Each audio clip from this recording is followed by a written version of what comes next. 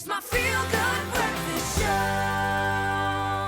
Welcome back, you beautiful souls. Time to get inspired with a weekend of semi-finals and finals. Some of the biggest sporting competitions across the globe are going to be culminating this weekend. We've got cricket, we've got Wimbledon, we've got the netball.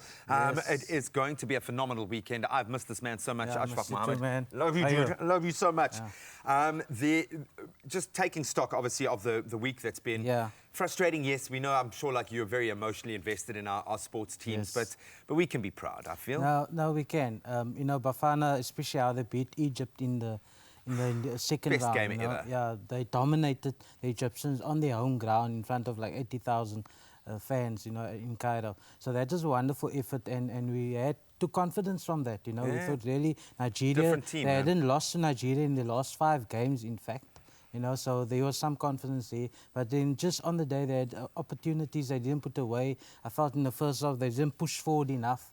You know, and that cost him in the end with a late goal. With a last-minute goal. So, but we're proud of you, Bafana. We're proud of you. So the goats are out on grass, and we're not putting them out to pasture just yet. Unbelievable day to day.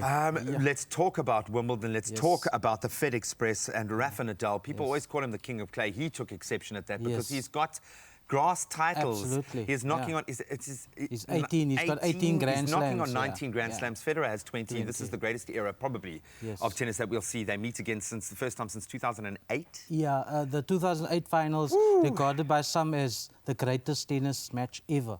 That is, you know, winning at 9-7 in the final there. So I think there's going to be another classic game. You know, Federer, he's got a proud Wimbledon record. You know, he's always regarded that as his favourite surface. But Nadal wants to prove a point again that he can win at Wimbledon. And they're both playing some of their best tennis still. In their twilight years, you know, and we're going to see them in Cape Town next year as well, you know, so that's also something to look forward we're going to sell out that stadium. It's going to be the biggest audience ever that anyone has ever seen. Is this Serena's year on the women's draw? It looks like too many of the big guns have been you know, I hope out. so. She's on 23 Grand Slams, so she wants to get to 24 to equal Margaret Court, so let's hope she can pull it through this time. Just very quickly, Currie Cup, who the pace setters do you think this year kicks off this weekend? The big game this weekend is Province Bulls at Newlands, you know. Quite a few guys trying to still put up their hands for Springbok selection. Lord de Jager's back for the Bulls after long injury layoff, you know, so he's got a point to prove. And for the Sharks playing tonight, JP Peterson at outside centre. Yes, he is still in the fold, man. Yeah, so he's come back to Durban, going to play, and then next year, I think, coach as well. Oh, that's absolutely awesome. Netball World Cup, we've got a phenomenal first team. How are they faring going into this massive They've just come off a 2-test victory over Wales, so there's a lot of confidence there for the Proteas ladies.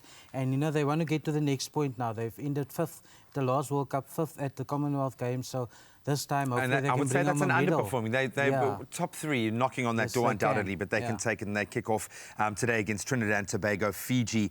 Tomorrow, Sunday, it's up against Jamaica. So I don't know what's with the Caribbean hookup there. Then African Cup of Nations, I know, obviously, Bafana, we'll set aside that brilliant performance. But looking forward...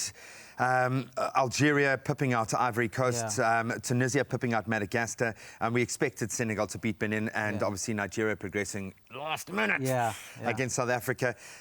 Senegal probably... Look, Senegal's probably the favourites, but I like Algeria as well. They've played some good football, and they managed to come through now the penalty shootout against Ivory Coast. So that's a good test. Think and you know, Madagascar knocked out now by Tunisia. So Tunisia went well with a 3-0 victory in the quarters. So watch out for them.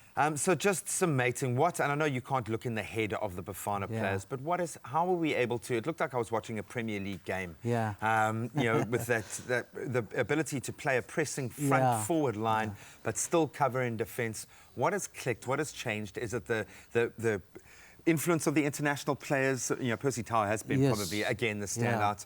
Bongani has been amazing. There have been some real individual performances. What's clicked in your mind? You know, those guys going overseas has a huge difference because now they're exposed to different mentalities and belief as well, you know. Coming up against someone like Mo Salah in the previous doesn't intimidate them, you know, they can take them on, you know. And I was a bit disappointed with that first half against Nigeria because they really didn't take the game to them. Second half, they fixed it, but it was almost like it was too late, you know. So they must really believe in themselves. They're going forward. They can take teams on. They don't need to just sit back and try and Can we do the tournament again? counterattack, Now with this kind of confidence, can we start at the beginning again and just do a mulligan, just do a do-over? Well, the next one is World Cup qualifiers. Hopefully they take that forward. Touch wood, I don't want to jinx anything.